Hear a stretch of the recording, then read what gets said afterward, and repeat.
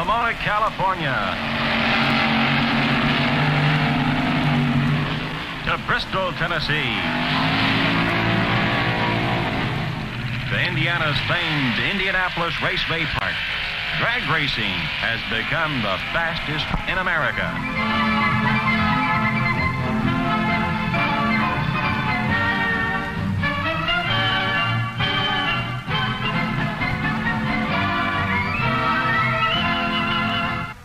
It all began with the hot rod.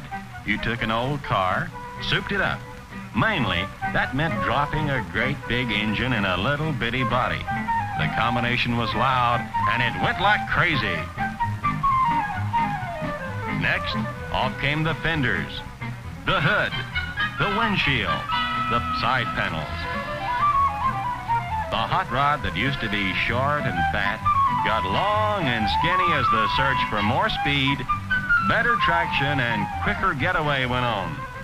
This evolution has spawned 75 species where they've been basically one. The weird shapes and wildly different sizes of today's cars have made a complex classification system necessary. As the fat fell off, muscles began to stick out all over. Engines got bigger and meaner and more powerful. And if one engine wasn't enough, you hooked up two. Muscles bulged until, like the beach boy who stands around all flexed and sexy looking, the hot rod, bristling with power, got muscle bound. The answer was the dragster. They laughed when inventor Don Garlitz sat down to play, but man, could he play. Suddenly, everybody was sending in for the Garlitz course to a speedier tomorrow. The dragster was the most, all engine and no car, all muscle, no fat at all. It was boss. For glamour, there were the slick super stalkers. They were rich and good looking. They were class. Enter the engineers, the speed shop operators, the professionals. They had the secrets and the goodies, and they knew what to do. They knew how to coach. Whole new industries sprang up around drag racing's fantastic popularity. Drag racers sunk everything they had into their custom-built crates. Any modification was possible, depending on the rules of the class you wanted to run in. Tires play an important part in drag racing, the final connection between engine and asphalt. Just because all that fancy hardware has been assembled doesn't mean the car is ready to run. It's never ready. If you listen to the driver, there's always something that needs to be tightened or tuned or torqued.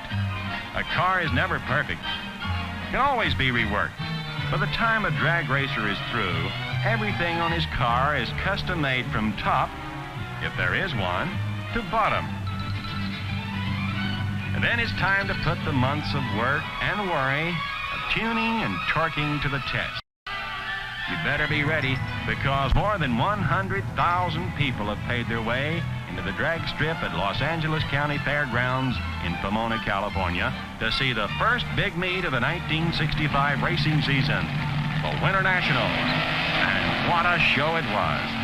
The same quarter-mile strip that had drivers straining to reach 190 miles an hour in 8 seconds last year gave way to a rash of over 200-mile-an-hour, 7.5-second runs.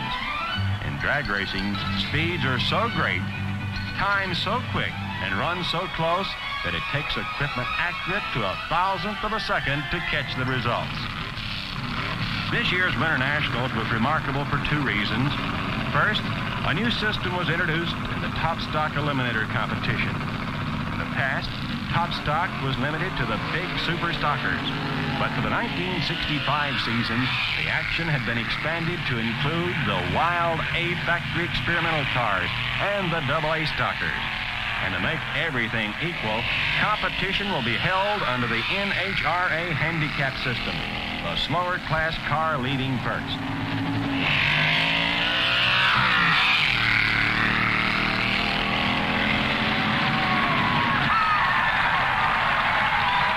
Bill Jenkins was the big winner under the new procedure with his super stock automatic 65 Plymouth.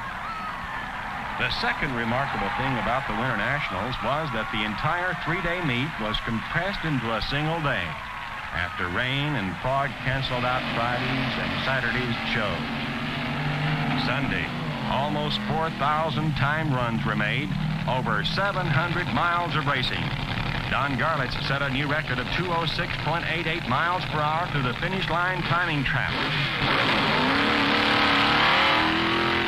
11 miles an hour faster than last year's best.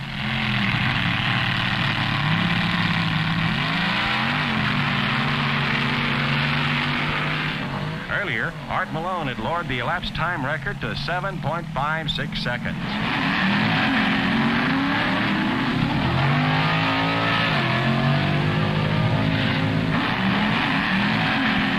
But the big news was Don Prudhomme's piloting the Hawaiian.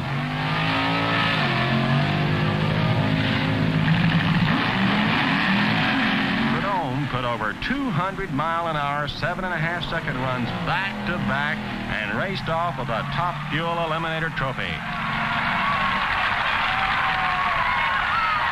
Prudhomme predicted that the Top Fuel drivers would be hitting an incredible 210 miles per hour before the year was out. Let's see how accurate his prediction was. The second big meet of the year, the Springnationals, was held in Bristol, Tennessee, in the heart of the hilly Piedmont region of southwestern Virginia and northeastern Tennessee. There isn't a level quarter mile in the whole area, but that hasn't stopped the local citizens from becoming drag racing fans. Nor has it stopped local sportsmen from building the finest, most modern drag racing facility anywhere.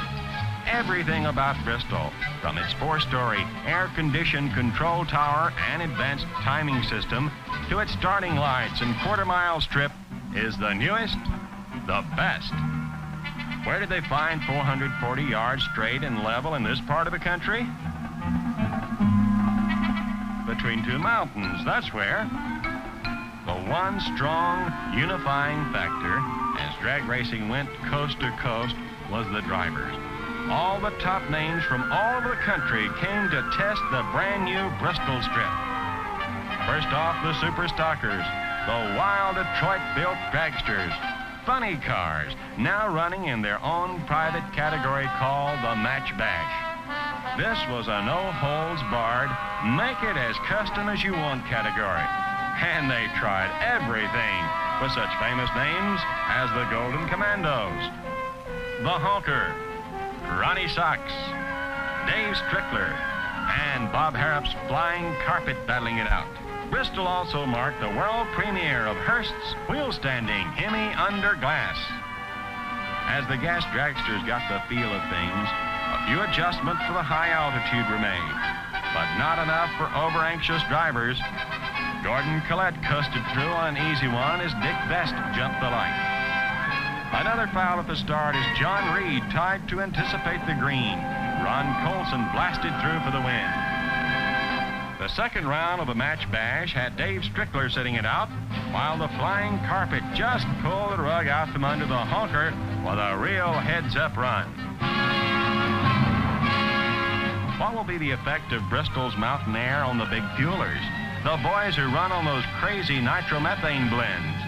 Can they turn 200 miles an hour plus in under 8 seconds here? Gentleman Joe Schuback was a little too eager to find out, but you would be too if you were running against Connie Kalita.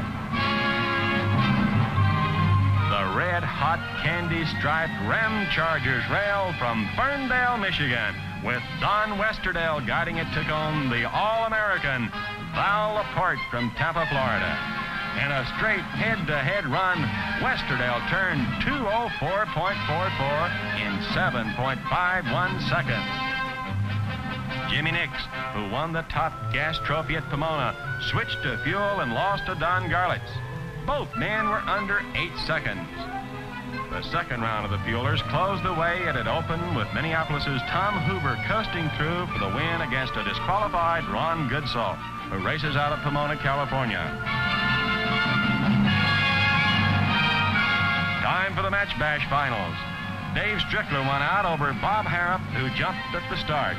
Strickler turned 130 miles per hour in 11.3 seconds. Dave, a Dodge driver from York, Pennsylvania, has been one of the top stock drag racers. He was Little Eliminator at the 1963 Nationals. With the funny cars out of the way, the 1964 Junior Stock World Champion, Mike Schmidt of Ridgecrest, California, beat out Bob Borkes of Springfield, Ohio in the red-hot top stock action. With all the stock classes upgraded, the top stock Eliminator trophy went to a 1964 Ford.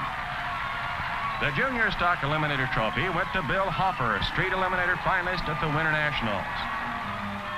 Third round for Top Gas. Gordon Collette roared into the final as Ron Colson red-lighted. Third round Top Fuel. The Ram Chargers versus Connie Kalita, who raised the top speed record to 209 miles per hour. With that kind of competition, Westerdale got trigger-happy, and Kalita rolled through another easy one. Tom Hoover versus Jimmy Nix. This was the wildest and tightest run of the Spring Nationals. Both cars were under 8 seconds, but watch as Hoover wins and then bursts into flame at the finish. His protective face mask and flame suit saved his life. The Street Eliminator final. Joe Cunningham got a handicap, but pulled it out on the top end over Dick Schroyer with a run of 87 miles per hour in 13.1 seconds. Little Joe Cunningham was pretty proud, too. Competition Eliminator saw a unique double winner situation with Glenn Blakely and Pete Schattinger sharing the title. Both had a top-end speed of 141.5 miles per hour in 10.05 seconds. Top Gas Eliminator. In a solid heads-up run, Gordon Collette pulled it out by a whisker, hitting 185.94 miles per hour in 8.47 seconds. He's the top gas dragster driver in the land. Then it was Connie Kalita's turn in the Top Fuel final against little-known Maynard Rupp. Kalita had been getting a series of free rides as his opponents kept jumping the light. Maynard Rupp, with a clean getaway, was first to cross the finish line as both Rupp and Kalita topped 200 miles per hour in under 8 seconds. This victory established Michigan's Maynard Rupp as a leading fuel dragster driver.